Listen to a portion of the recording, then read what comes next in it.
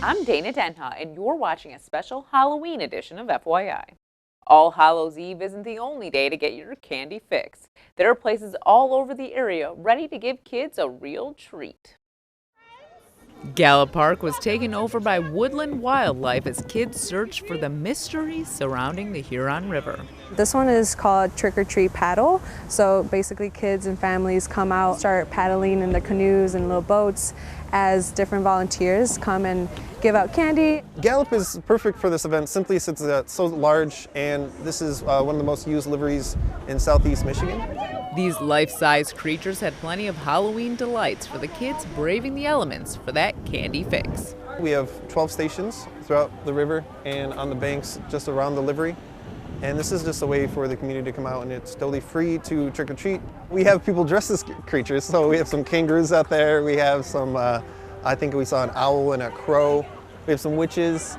But as for actual creatures, there are still some critters out there that you might encounter. If they're a swamp monster, they'll be in the water. If they're birds like me, I'll start flapping my wings. And it's just a cute little way to have kids start a Halloween spirit out. Stay tuned, and we'll be back shortly with more Tales of Horror.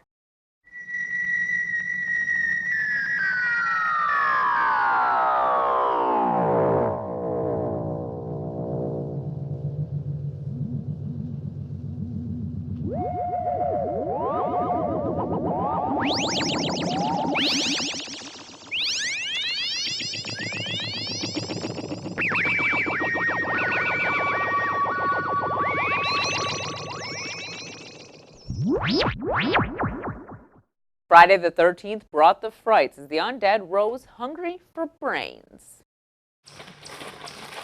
People ran for their lives during the Ann Arbor zombie apocalypse. Tonight is the zombie run. It's a run to die for. We have about 300 runners coming out, and they're running through Nichols Arboretum, which is right next to the central campus on the University of Michigan. And it's about a 3-mile run. And the zombies try to capture the people's flags on their belt, their lives. More and more zombies got their kicks until runners could get to safety at the finish line. I did survive the race, and because I am apparently really sneaky and good at evading zombies. I've been hearing some reports that, well, normally zombies, we've got what are called stumblers and runners. You can imagine the zombie stumblers are kind of stumbling their way. But I heard from a lot of runners that there were some fast zombies. They really made the people running tonight really work for their run, for sure. During Shocktober, everyone wants their horror fix, but why not revel in the genre all year? One local crew is bringing one-of-a-kind horror anthology to screens near you with Mistress Cemyra's Sepulchre Cinema. You can currently binge all of Season 1 in anticipation for Season 2. Joining us as creators Phil Booz, Mike Chenoweth, and Mistress Cemyra herself, Allison Hetter. Welcome to the show. Thanks for having us, Dana. So you might not recognize Mistress Cemyra right now, but this is the real Allison we're getting here today. It's me, a little more clothed. Not Hair's such a little big darker. hair. Yeah, not as big, but I shaved half of it off, so that's fine. I can semi-recognize you. So why don't you guys talk about, let's talk a little bit about Season 1 and why you decided to start this show. Yeah, I think we started Season 1 in 2014, and we just thought it would be a fun concept to do an anthology, because we all had these different script ideas, and basically we couldn't decide on one idea. So we're like, well, let's pair it all together and create this kind of host character like Elvira, and in that kind of vein of Tales from the Crypt. So we just thought it was a fun way to do it. Yeah. So you're all writing scripts for the show? Yes. Yeah. Yes. First season, me and Mike weren't. Did you write any scripts? No, I didn't write any scripts. I didn't write any scripts. I wasn't really a part of it until I just knew I was going to help with costumes and makeup. But then there was a cast change for the host that we had to make, and then it was like, hey, Allison. I'm like, oh, okay. Yes. But then I got to fulfill the lifelong dream of, because I've always loved Elvira, so it's like I can finally be Elvira. And so I jumped into it. And then this second season, after we saw first season, me and Mike were like, we have some script ideas. So we're now tossing those into the ring.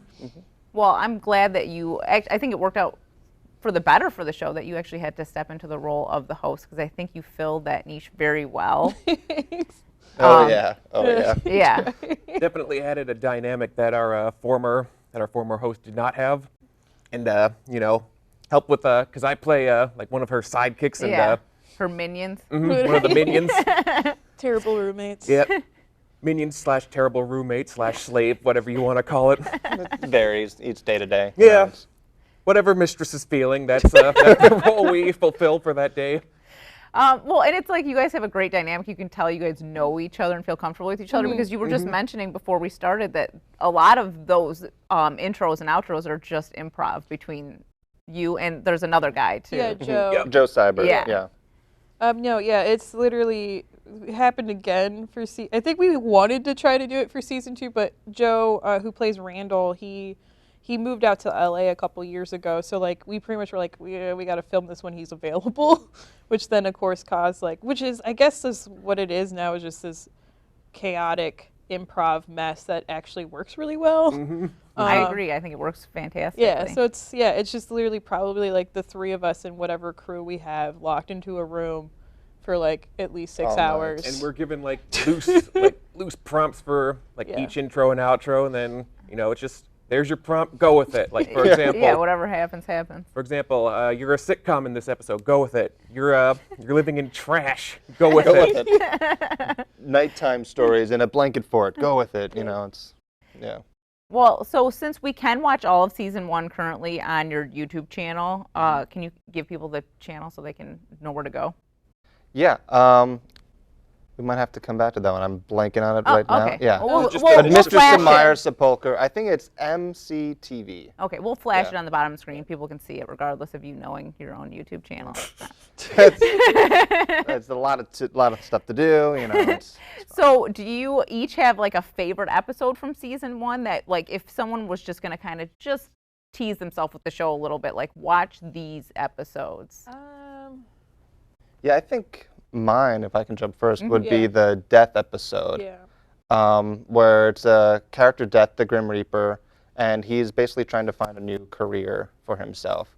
So he lives with his boyfriend, who's very supportive of this change, but then he ends up, deciding to go back, escorting the souls to the other world. But he tries to work in an office. He tries to do people's nails, and it's just a mess. And because when he touches people, they die. Yeah. So it's not a smart move for him.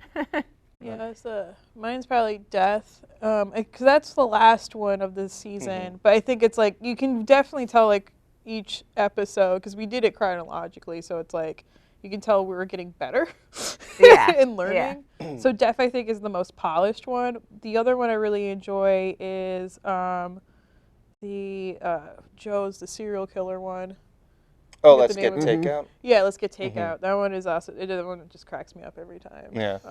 That one had some great special effects. The characters were introduced. Yeah, because that's where we introduced the restaurant The restaurant guys, yep. We're going to have their own little spin-off tie-in series. Yep. Just, chronicling the horrors of restaurant life. One of my favorites, actually, is one involving the Slender Man. It builds up the suspense throughout the episode, like the guy seeing Slender Man, but no one really believes him. But then, at the end, it kind of, I think this is hilarious, it kind of goes off the rails, and he gets accused of murdering his little brother, and then the cops just burst in, holding their guns, being like, "If you resist anymore, Officer Bill here will tase you." And then they just drag him away, and then the Slender Man just pops in and is like, "Hi!" And that's the end of the episode. Well, okay, so you can watch all these episodes now, season 1, Yes. but you're currently shooting season 2. Do you know any idea when we're going to be able to see some episodes? Next year, hopefully. Yeah. Yeah, I think we're 2018? thinking next year, yeah. Because we've been working on it all summer and have about 3 just about in the hole and ready for editing, and some of them are being edited. But we're just taking our time more with this one because there's a lot more, special effects, a lot more blood, a lot just more in-depth scripts and scenes that we have to shoot. So it's definitely production-wise, we stepped up a little, not a little bit, a lot bit. You guys gave me a little tease of it, so why don't we take a sneak peek at the upcoming season of Mistress Cemyra's Sepulchre Cinema. Are you ready to make this porno? promo. Mistress Cemyra Sepulchre Cinema, Season 2. You ready to make this porno? I mean promo? You stole my line. I thought I was just reading the card. Keep an eye out for Season 2.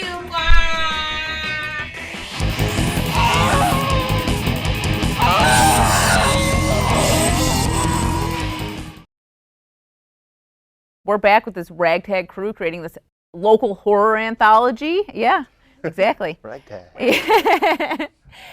So you talked a little bit about season 2. You're all writing scripts now. So why don't you guys each tell me maybe one of the scripts that you had written that we can expect to see this year in 2018? Yeah, I'll go over.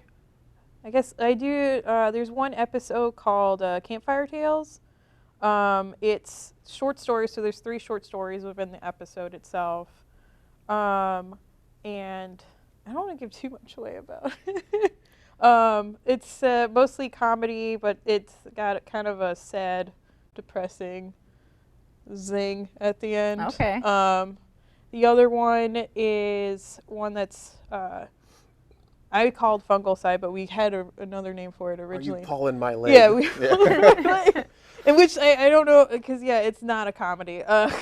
It's more serious. It's kind of more of a take of how can I describe it? Like psychology and mental breakdown, but done with the premise of that it's taking from the fungus that it usually affects insects and stuff like that, where it gets in there and it makes them go crazy, and then Sprats out of their head. Okay. but it's more heavy dialogue based. Okay. Then, Phil?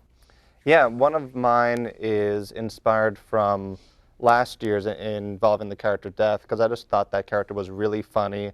This very mopey, depression-prone, Grim Reaper, and now he kind of deals with his boyfriend going on a work trip for a week, so he's got to find a new hobby.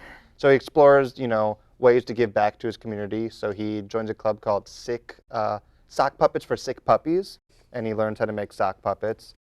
He also, what else does he do?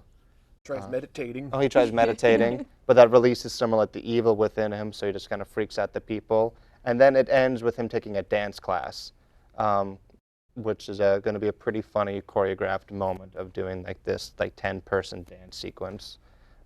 Yeah, that's probably Mike? what I'm working on.